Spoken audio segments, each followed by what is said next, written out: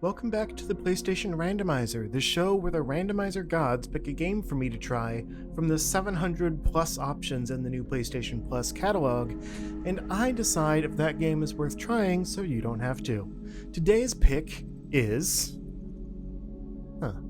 Puzzle Agent. Third game in a row I've never heard of. This one seems interesting, though. It's a 2010 point-and-click game, and is also the first game from Telltale, famous for tons of licensed episodic puzzle adventure games. Kinda surprising I never heard of this one, but yeah, let's check it out and get to the review. So, this one's a bit weird. I think it might have been better to play on PC, but this PS3 version over the cloud streaming service had some serious control issues that dampened the experience, even if it's a neat concept for a puzzle mystery game. You basically play as a man who works for the puzzle-solving department of the government, which is as absurd as it sounds, and you're sent to this small, snowy town to investigate an incident at the eraser factory. It's a silly and low-stakes mystery premise that basically just exists to facilitate puzzle solving, and the puzzles are in all kinds of random places.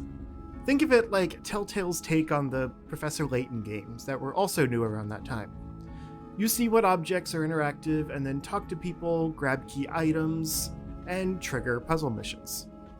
These are mostly pretty clever and challenging, but also very simple. One has you dropping logs for the character's snowmobile to bounce off of to reach the endpoint, which amusingly ends up being right where he started.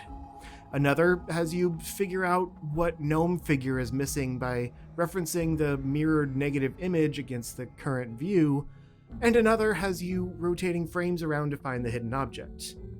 They're all good enough, but the presentation is just so simple, it feels like a Newgrounds game from the early 2000s, especially with some of the low-res art and minimal animation. And that's really all there is to this game.